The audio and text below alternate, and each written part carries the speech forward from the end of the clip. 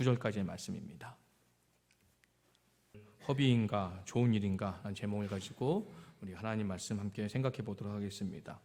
오늘의 본문의 말씀은 나병 환자였던 시몬의 집에서 예수님께서 식사 초대를 받아서 식사하는 자리에서 한 여자가 순전한 나드 옥합을 깨뜨려서 예수님 머리에 부는 이야기입니다.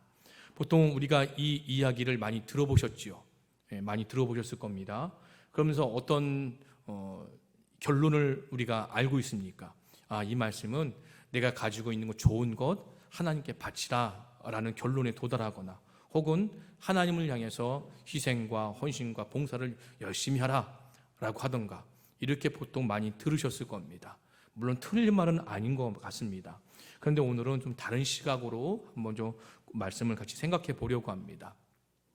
그리고 오늘 이 시간에 말씀을 들으실 때에 앞에 있는 목사가 말하는 것이 꼭 유일한 정답이다 생각하지 마시고 우리 목사는 이 본문을 가지고 이렇게 생각할 수도 있구나 라고 하는 여지를 두시고 이렇게 좀 말씀을 같이 생각하시고 들으셨으면 좋겠습니다.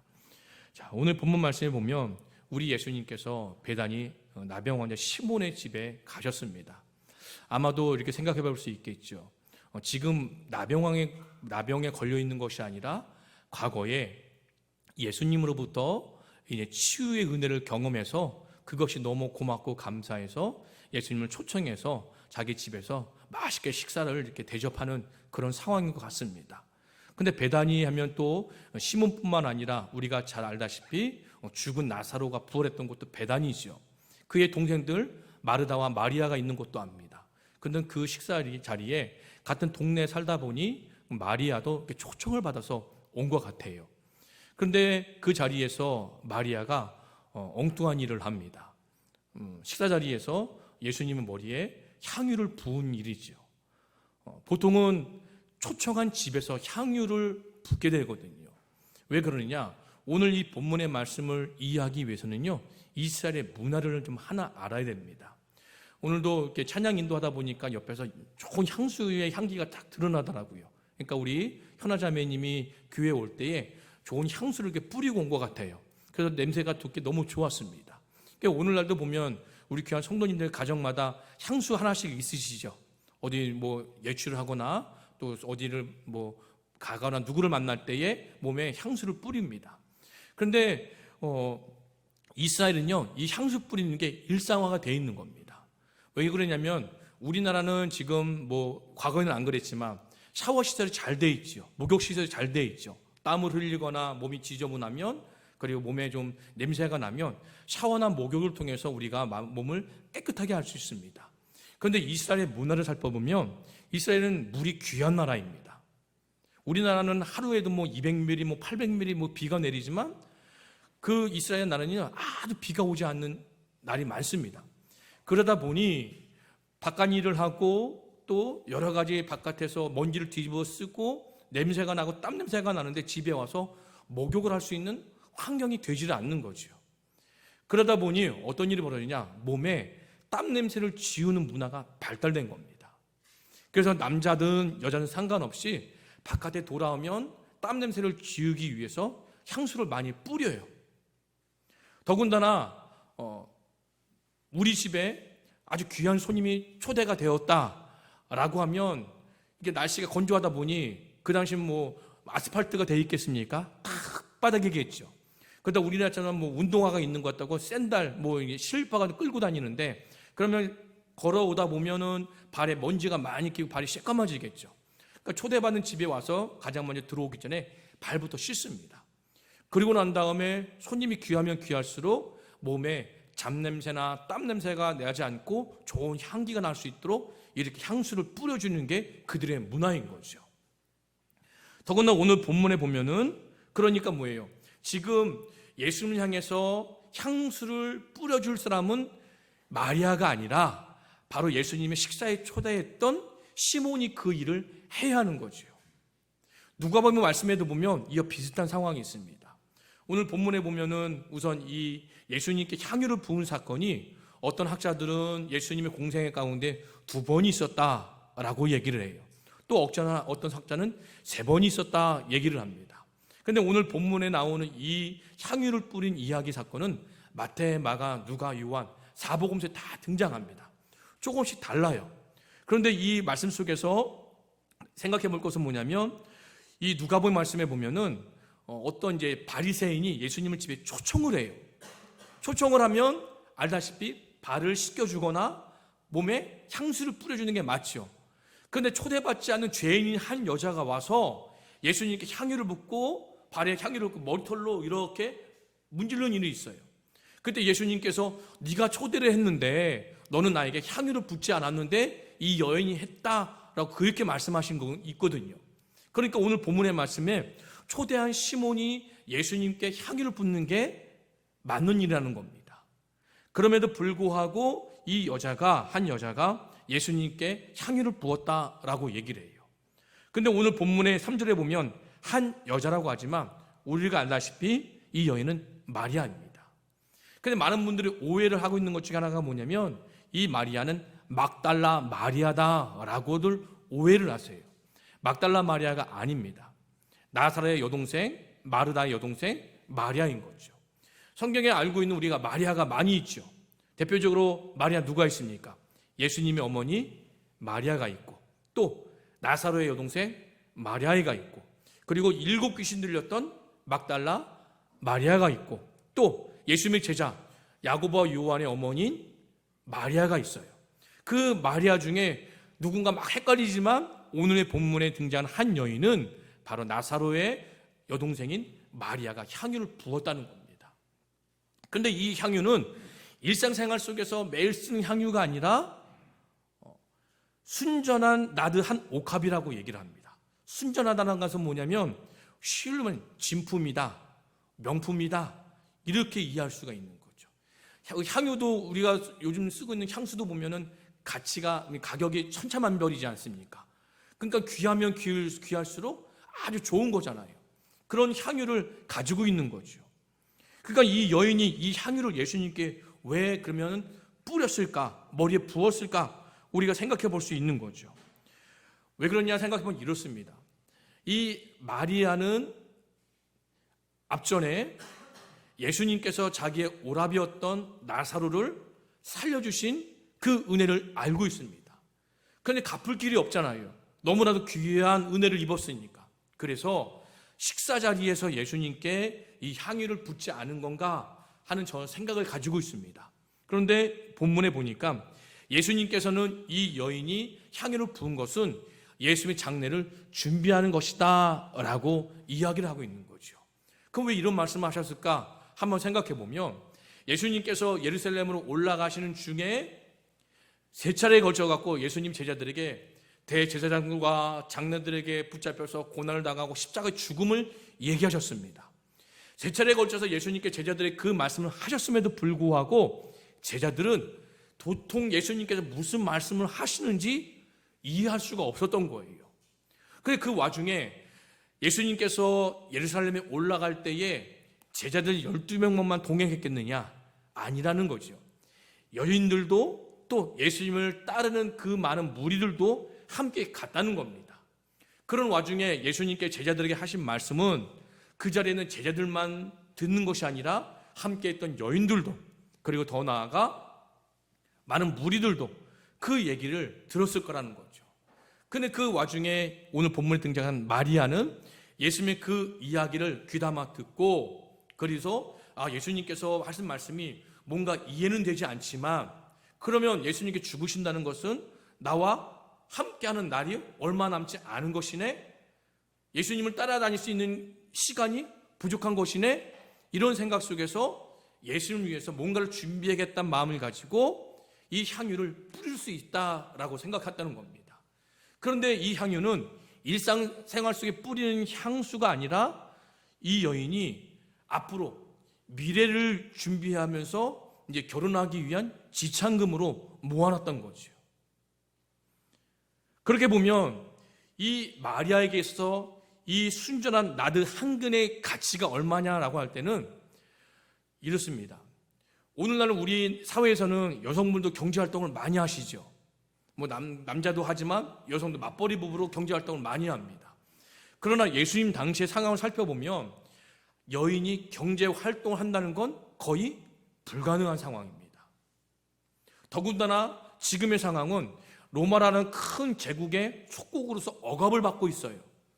그러다 보니 한 끼 식사하는 것도 힘든 상황 속에서 본문에 보니까 300데나리온 이상의 가치가 있다고 말합니다. 당시에 예수님 당시에 하루에 노동자의 임금이 한 데나리온입니다. 그러니까 300데나리온 이상이라고 한다면 쓰지 않고 아꼈다가 1년을 모아야 가질 수 있는 그런 액수라는 거죠. 그런데 순전한 나드 한 옥합은 바로 1년 동안에 쓰지 않고 모아야 그래야 얻을 수 있는 가치가 있는 향유라는 겁니다. 이 향유를 이 여인이 모은 거예요. 그렇다면 무슨 말입니까? 이 나드 한 근의 이 향유는 이 마리아에게 있어서 자기의 모든 수고와 그리고 땀 흘림과 애씀과 고난과 고달픔과 그리고 또 뭐예요? 기쁨과 이 모든 것이 담겨 있는 것이라는 거죠. 더군다나 아까도 말씀드렸지만 이 순전한 나드 한 옥합을 모았던 이유는 앞으로 결혼을 하기 위해 준비한 그 여인의 미래인 거죠. 이 모든 것을 예수님께 아낌없이 드렸다는 겁니다. 그러면서 우리는 이렇게 생각해요. 나도 이렇게 예수님께 드려야 하는 건가? 이거는 조금 옅은 생각이시고 좀 더 깊게 들어가면 그러니까 이 여인은 자기가 살아왔던 모든 삶과 그리고 앞으로 이어질 모든 삶을 누구에게? 예수님께 온전히 다 맡기고 드린 거다라고 우리가 이해할 수 있다는 겁니다. 그러니까 지금까지 살아오면서 이 마리아에게 있어서 가장 소중히 여긴 것은 나드 한 옥합이었겠죠. 그런데 중간에 예수님을 만나게 되었습니다. 예수님과 동행하면서 가르침을 받고 또 오라비가 살아난 기적을 경험하면서 이 여인의 가치가 이동이 된 거예요. 이 옥합에서 예수님에게로. 그러니 내 인생의 가장 귀한 예수님께 뭘 드려도 아깝지가 않은 거죠. 그러니까 나드 한 옥합을 깨뜨려서 그 속에 있는 향유를 예수님께 부었다라고 하는 것은 예수님, 나의 땀과 수고와 이 모든 것이 담겨있는 이거를 주님께 맡깁니다. 주님께 드립니다. 나의 과거에 살아왔던 모든 인생도 앞으로 살아갈 나의 꿈과 비전도 미래도 예수님께 맡깁니다. 이런 의미가 담겨있다는 겁니다. 그런데 그런 상황 속에서 제자들이 이 마리아의 행동을 유심히 살펴보았죠. 그런데 어떤 사람들이라고 말을 하는데 본문에서는 마태복음에서는 제자들 또 요한복음에 보니까 가룟 유다가 그랬다라고 얘기를 합니다. 그 가룟 유다가 화를 냈다라고 얘기를 해요. 그 화를 낸 이유가 무엇입니까? 이렇게 말합니다. 어찌하여 이 향유를 허비하는가? 허비한다는 말의 뜻은 뭐냐면 원어를 보니까 쓸모없게 만들다, 버리다, 낭비하다 라고 얘기를 하는 겁니다. 그러니까 이 여인은 자기의 모든 인생을 예수님께 맡기는 의미를 가지고 향유를 예수님께 깨뜨리고 있는데 그 행동을 목격한 가룟 유다는 쓸데없는 짓이다. 왜 헛되이 그런 일을 하느냐라고 말하는 거죠. 이 말을 준비하면 이런 생각을 해요. 그러면 예수님은 300데나리온보다 가치가 없는 분이신가? 이런 생각이 드는 거예요. 지금 가룟 유다는 예수님의 제자이면서 예수님의 가장 가까운 거리에서 예수님의 가르침을 받고 예수님의 기적과 이적과 놀라운 일들을 많이 목격했습니다. 그런 와중에도 이 가룟 유다의 인생에서 예수님의 가치는 300데나리온보다 못한 분이다라고 여기는 거예요.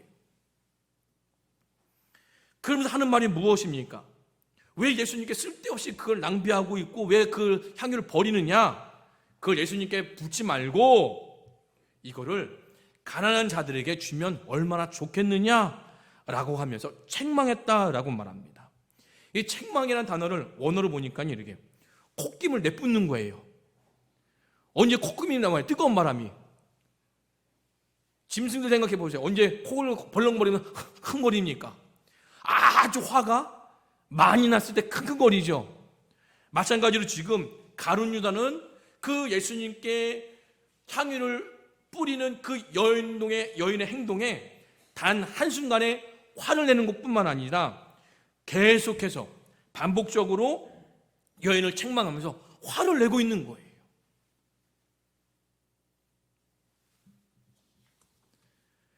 그런데 이 가룟 유다의 행동의 뒷면에는 뭐가 있습니까?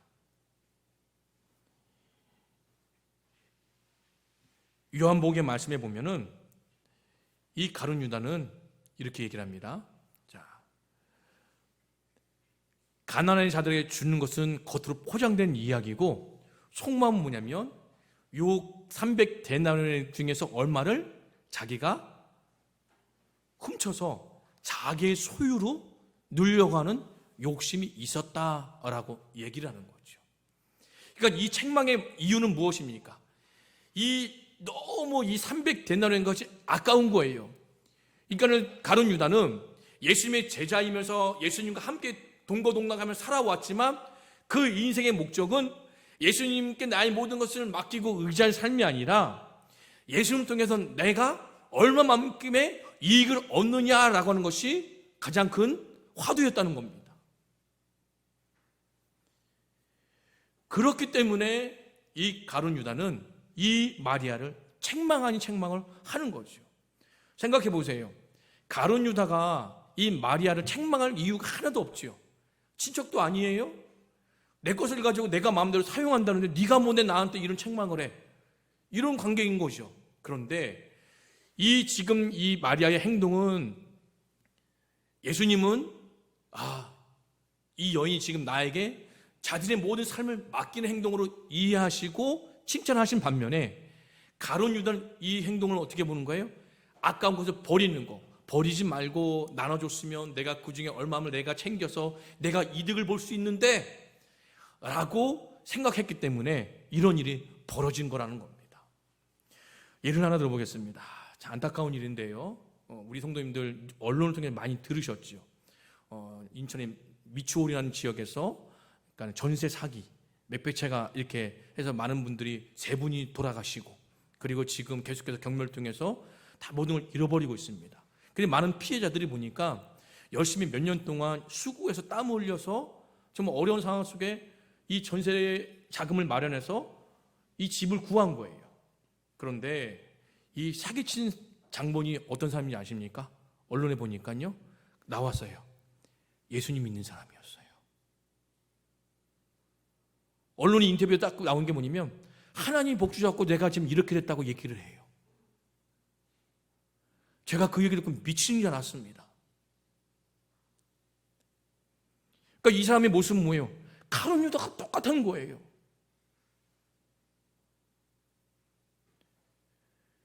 마리아처럼 나의 인생을 온전히 예수님께 맡기고 그분에게 의지하며 살아가는 인생이 아니라 예수님을 이용해서 신앙이라는 이름으로 다른 사람을 착취하고 억울하게 만들고 빼앗아서 자기 이득을 취하려고 하는 그런 모습이라는 거죠. 제가 그걸 얼마나 가슴을 찢냐면 하나님 죄송합니다. 하나님 죄송합니다. 이 모든 것이 목사의 잘못입니다. 목사가 교회 다닌다는 분들 제대로 말씀으로 양육하지 못해서 저런 일이 벌어지고 그냥 무고한 목숨 끊게 만들고 많은 피해를 양산하게 만들었습니다. 이건 다 목사의 잘못입니다. 그렇게 회개가 되더라고요.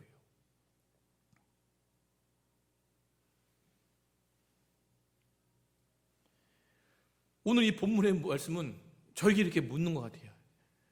얘야, 네가 지금까지 살아오면서 너의 인생은 마리아와 같은 삶이었니? 가룟 유다 같은 삶이었니? 라고 묻는 것 같습니다. 그리고 우리 귀한 성도님들의 하나님 향해서 드리는 예물, 또 봉사와 희생과 헌신을 그저 우리 성도님들, 세상 사람들은 어떻게 볼까요? 야, 그거 낭비야.